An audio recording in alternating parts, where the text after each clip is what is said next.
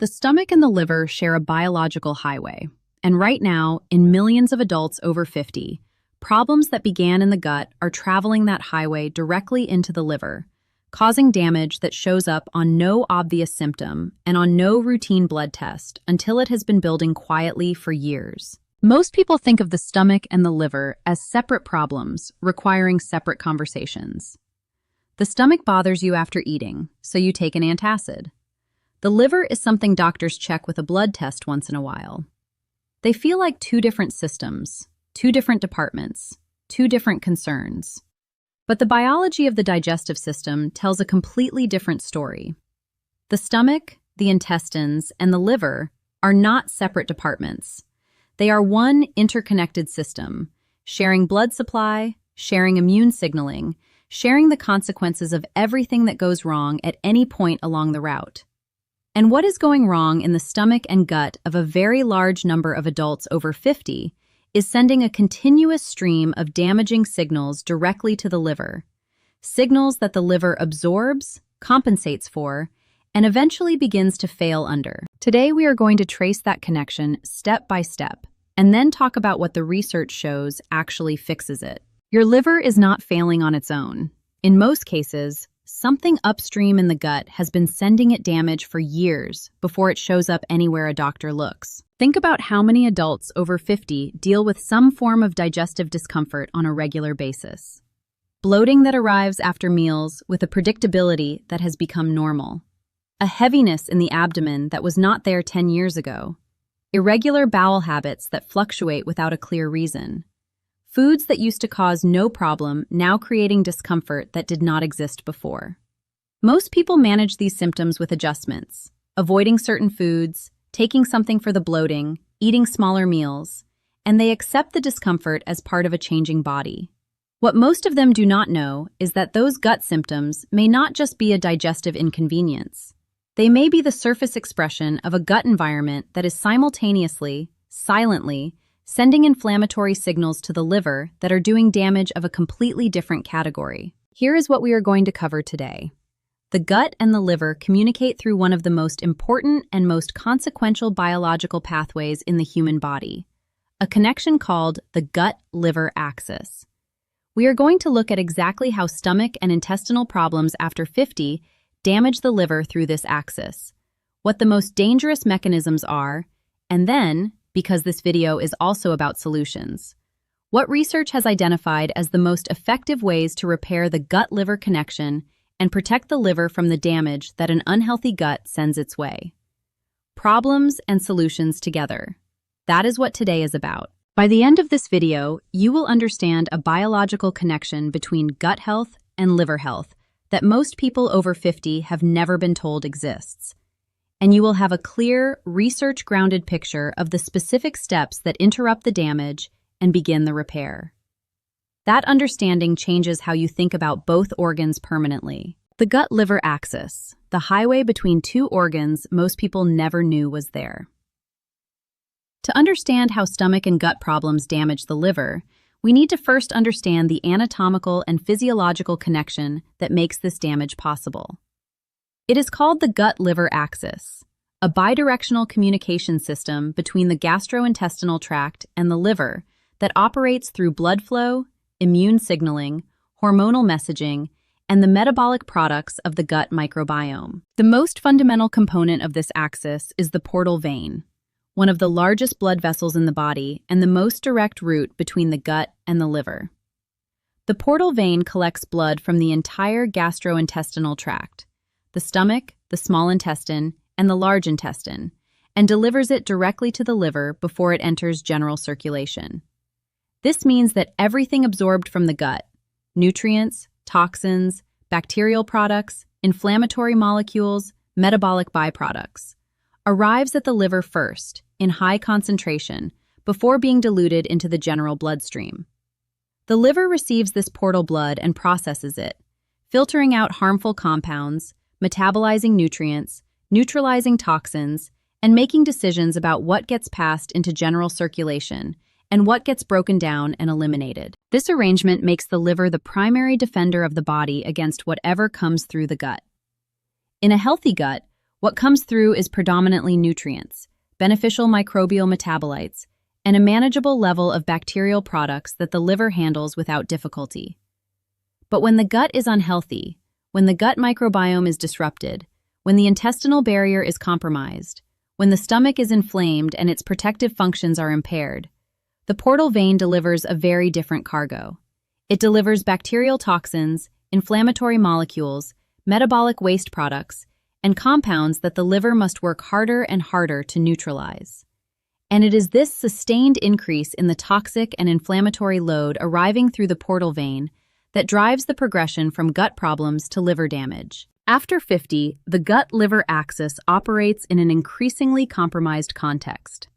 The gut microbiome, the community of trillions of microorganisms inhabiting the intestinal tract, undergoes significant changes with age, shifting toward a less diverse, less balanced composition that produces more inflammatory signals and fewer of the protective metabolites that support gut barrier integrity and liver health.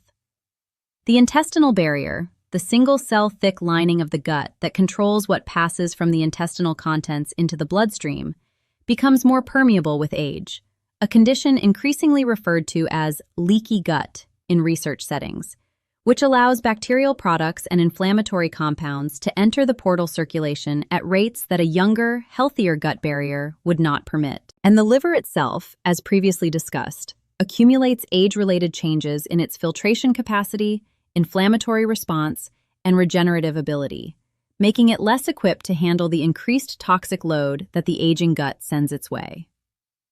Most dangerous mechanism number 1. Leaky gut and bacterial endotoxins flooding the liver. The most dangerous and most direct mechanism by which gut problems damage the liver is the combination of intestinal barrier dysfunction, leaky gut, and the consequent flood of bacterial endotoxins into the portal circulation. Understanding this mechanism requires understanding something specific about the bacteria that inhabit the gut and what happens when pieces of them escape into the bloodstream. The gut contains hundreds of trillions of bacteria, the vast majority of which are contained within the intestinal lumen and do not cross into the bloodstream under normal conditions. The intestinal barrier prevents this crossing through a sophisticated system of tight junction proteins, molecular clamps that seal the spaces between the epithelial cells lining the gut wall, creating a selectively permeable barrier that allows nutrients to pass while blocking bacteria and their products. When these tight junctions are intact and the epithelial cells are healthy, the barrier functions effectively.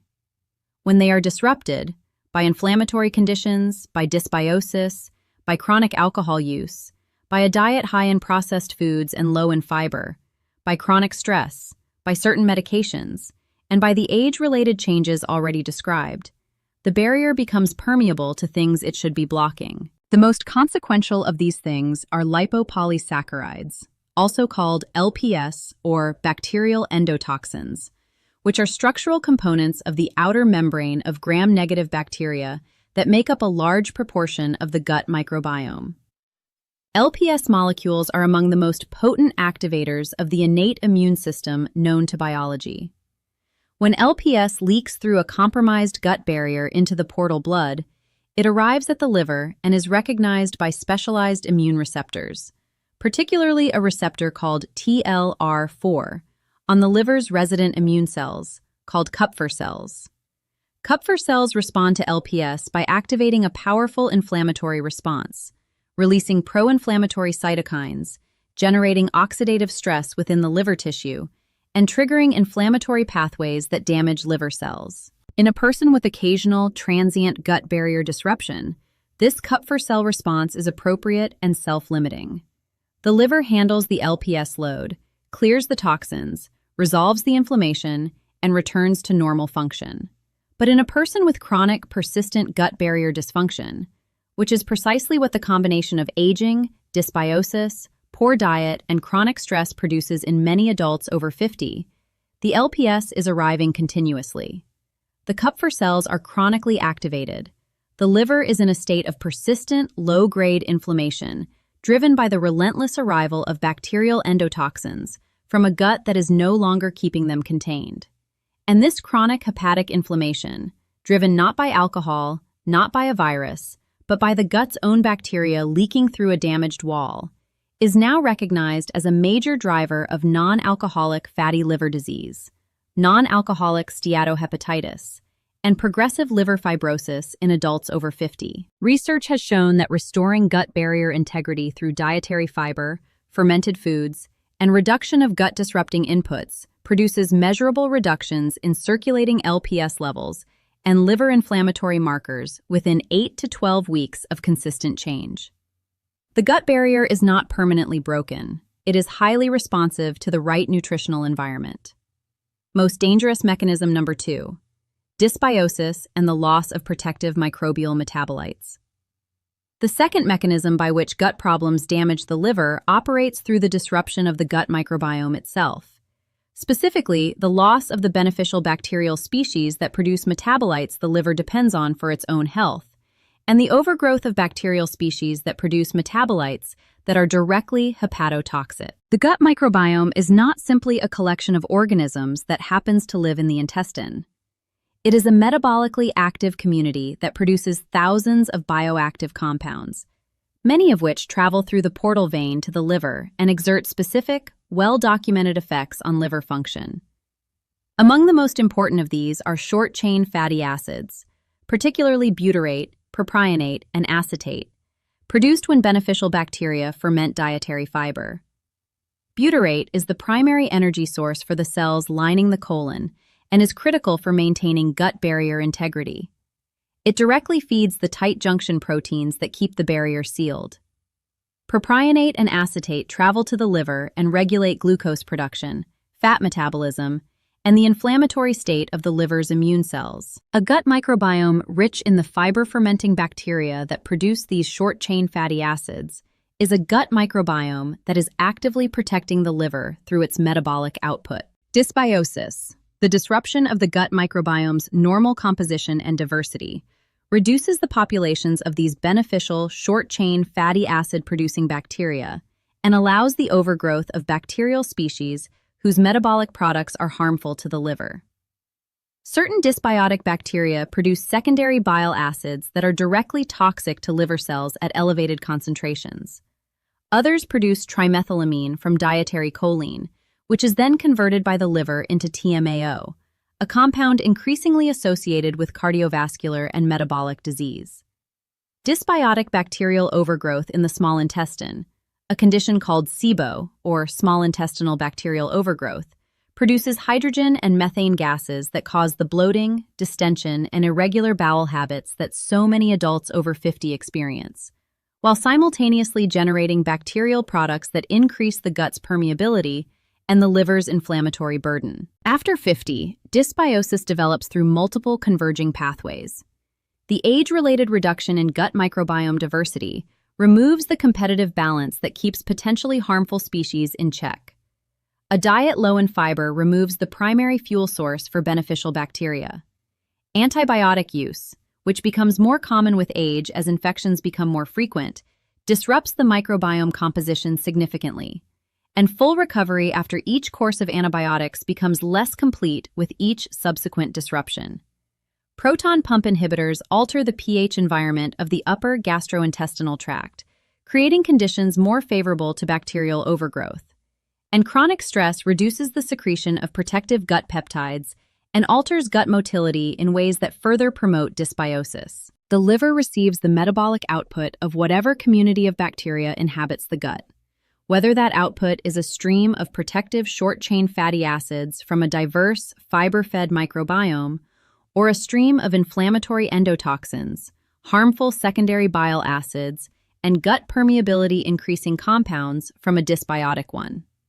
The health of the gut microbiome is, in a very direct and very measurable sense, a determinant of liver health, and rebuilding it is one of the most important and most underappreciated interventions available for adults over 50 with either established liver problems or the risk factors that precede them. Some people are wondering, if I take a probiotic, does that fix my gut microbiome and protect my liver? Probiotics provide beneficial bacteria in meaningful numbers, but without the dietary fiber those bacteria need to survive and produce short-chain fatty acids, They do not colonize and do not produce the metabolic output the liver benefits from. Feeding the microbiome with fiber is more fundamental than adding bacteria without the food to sustain them. Most dangerous mechanism number 3, H. pylori, reduced acid, and bile acid disruption. The third mechanism connecting stomach problems to liver damage involves a pathway that most people would never intuitively connect.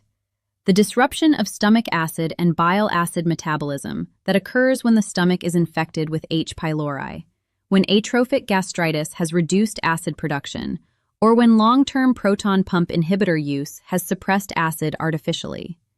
And it connects to the liver through the bile acid circulation, one of the most important metabolic cycles in the body. Bile acids are produced by the liver from cholesterol, stored in the gallbladder, and released into the small intestine after meals to emulsify fats and enable fat-soluble vitamin absorption. After doing their digestive work in the small intestine, the vast majority of bile acids are reabsorbed in the terminal ileum and return to the liver through the portal vein, a cycle called enterohepatic circulation. The liver recycles these returned bile acids, and the efficiency of this recycling is critical for cholesterol metabolism, fat digestion, and liver cell health.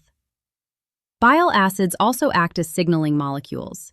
They activate specific receptors in the liver and intestine that regulate glucose metabolism, fat storage, and inflammatory signaling throughout the digestive system. When stomach acid production is reduced, whether from H. pylori-induced atrophic gastritis, from autoimmune gastritis, or from long-term proton pump inhibitor use, the acidic environment that normally limits bacterial populations in the upper small intestine is compromised. Bacteria begin to colonize regions of the small intestine they should not inhabit, the beginning of the SIBO process already discussed. These bacteria intercept bile acids in the small intestine and deconjugate them, chemically altering them into secondary bile acid forms that are more toxic to the intestinal lining, more disruptive to the gut barrier, and more damaging to the liver when returned through the portal vein in their altered form. The liver, receiving a circulation of abnormal bile acids from a small intestine with disrupted bacterial ecology, must work harder to process them, generating oxidative stress in the process and accelerating the inflammatory burden already arriving from LPS and dysbiotic metabolites. H. pylori infection adds a direct hepatic dimension to this disruption. Research has documented associations between H. pylori infection and non-alcoholic fatty liver disease, elevated liver enzymes, and hepatic insulin resistance that are not fully explained by the indirect pathways of dysbiosis and leaky gut alone. H. pylori produces specific virulence factors, particularly a protein called CAG-A, that enter the systemic circulation and have been shown to affect liver cell function and inflammatory signaling directly. The eradication of H. pylori in patients with both the infection and non-alcoholic fatty liver disease has been associated with measurable improvements in liver enzyme levels and insulin sensitivity in research settings, suggesting that the infection contributes to liver damage through pathways beyond its purely gastric effects. Before today, did you know that an H. pylori infection in your stomach, a leaky gut barrier, or a disrupted microbiome could be directly causing liver inflammation through the portal vein, completely independently of alcohol or fatty food intake? Drop a yes or no in the comments. This gut-liver connection is one of the most important and least discussed relationships in digestive health. How to fix it. The research-backed approach to repairing the gut-liver connection. Now we come to the part that gives everything discussed today its full value, because understanding the damage is only half the picture. The other half is what the research shows actually works to repair the gut-liver axis, restore the gut barrier, rebuild the microbiome, and give the liver the environment it needs to recover. The foundation of repairing the gut-liver axis is dietary fiber, not as a general health suggestion, but as a specific, mechanistic intervention with direct effects on gut barrier integrity, microbiome composition, short-chain fatty acid production, and liver inflammatory signaling. The fiber-fermenting bacteria that produce butyrate, the compound most critical for gut barrier maintenance and Kupffer cell anti-inflammatory signaling in the liver, depend entirely on dietary fiber as their fuel source. When dietary fiber is consistently low, these bacteria cannot survive in adequate numbers. Butyrate production falls, the gut barrier weakens, and the liver receives the consequences. When dietary fiber is consistently adequate, from vegetables, legumes, whole grains, and whole fruits, these bacteria thrive. Butyrate production rises, the gut barrier tightens, and the flow of damaging compounds through the portal vein decreases measurably. Research has established 25 to 35 grams of dietary fiber per day as the target range associated with the most significant benefits for gut microbiome diversity, gut barrier integrity, and liver health markers. Most adults over 50 eating a diet with significant processed food content are consuming less than half this amount. Increasing fiber intake gradually to allow the microbiome time to adapt without producing excessive gas and discomfort, through the addition of beans and legumes, vegetables of diverse types, oats and whole grains, is the single most impactful dietary change available for improving the gut-liver axis. Fermented foods represent a second tier of gut-liver repair that research has increasingly validated. Foods that contain live bacterial cultures, natural yogurt, kefir, kimchi, sauerkraut, miso, and similar traditionally fermented products, have been shown in research to measurably increase gut microbiome diversity, reduce gut permeability markers, and lower circulating inflammatory signals, including LPS. The mechanism is not simply the addition of probiotic bacteria. It involves the organic acids and bioactive compounds in fermented foods that support the gut environment independently of the bacteria they contain. Regular inclusion of fermented foods alongside high-fiber dietary patterns produces a more robust and faster improvement in gut health markers than either approach alone. Reducing the specific inputs that most aggressively disrupt gut barrier function and microbiome composition is equally important, and in many cases produces faster visible improvement than adding protective foods without removing damaging ones. Ultra-processed foods containing emulsifiers, compounds added to processed products to improve texture and shelf life, are among the most directly documented disruptors of gut barrier tight junctions and microbiome composition in research settings. Carboxymethylcellulose and polysorbate 80 are among the most widely studied, found in a broad range of packaged foods, and shown to increase gut permeability and promote dysbiosis at concentrations present in the normal processed food diet. Chronic alcohol consumption, even at moderate levels, is a well-established gut barrier disruptor and direct contributor to the endotoxin-driven liver damage mechanism already described. And chronic stress, through its effects on gut motility, gut secretions, and the neuroimmune signals that regulate gut barrier function, is a continuous disruptor of gut health that no dietary intervention can fully compensate for if it remains unaddressed. Addressing H. pylori infection, through testing and eradication therapy when infection is confirmed, removes one of the most significant upstream drivers of the stomach-gut-liver damage cascade. As discussed in the previous stomach video, eradication is achievable, relatively straightforward, and produces benefits that ripple from the stomach through the gut microbiome and into the liver's inflammatory environment. For adults over 50 who have never been tested for H. pylori and who have any of the risk factors or symptoms associated with the infection, testing is one of the most specific and most impactful conversations available to have with a doctor in the context of both stomach and liver health. Polyphenols, the bioactive plant compounds found in colorful vegetables, berries, green tea, olive oil, and dark chocolate, have documented effects on gut microbiome composition, gut barrier integrity, and liver inflammatory pathways that make them among the most specifically liver-protective dietary components available. Research has shown that polyphenols promote the growth of beneficial microbiome species, inhibit the growth of dysbiotic species, reduce LPS translocation through the gut barrier, and directly modulate the Kupffer-cell inflammatory response in the liver. The Mediterranean dietary pattern, which is naturally high in polyphenols from olive oil, vegetables, legumes, and fruits, and is the dietary pattern with the strongest overall evidence base for liver health, is the closest thing to a research-validated dietary prescription for gut-liver axis repair that exists. Physical activity deserves specific mention because its effects on gut health operate through mechanisms that are independent of diet. Regular aerobic exercise has been shown to increase gut microbiome diversity, promote the growth of short-chain fatty acid-producing bacteria, improve gut motility, and reduce the intestinal permeability markers associated with leaky gut.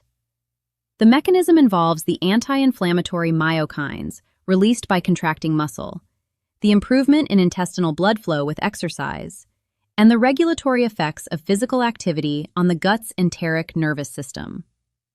Adults over 50 who are physically active show measurably different gut microbiome profiles from sedentary, age-matched adults. And those differences translate directly into differences in the gut-derived inflammatory load arriving at the liver through the portal vein. Research has documented that adults over 50 who transition to a high-fiber, whole-food dietary pattern with regular physical activity show measurable reductions in gut permeability markers, circulating LPS, liver inflammatory enzymes, and liver fat within 12 weeks, even when starting from a baseline of significant gut dysbiosis. The gut-liver axis repairs faster than most people expect when it is given the right inputs consistently. Before we close, I want to hear from you. After today's video, does the connection between your gut symptoms and your liver health look different than it did an hour ago? Is there something in what we discussed, the leaky gut mechanism, the microbiome connection, the H. pylori pathway, or the fix, that changed how you think about something you have been experiencing? Drop it in the comments. And if someone you know has been managing either gut symptoms or liver concerns separately, without ever connecting them, please share this video with them. The gut and the liver are telling the same story. They just needed someone to explain that they were in the same book. Thank you for being here today. The gut and the liver have been working together your entire life. One feeding the other, one protecting the other, one compensating when the other struggles. What you learned today gives you the ability to support both of them with the specific, targeted understanding of what connects them and what damages that connection. Take that with you. Eat more fiber, move more, address the gut, and trust that the liver is listening. Take good care of yourself, stay curious, stay well, and I will see you in the next one.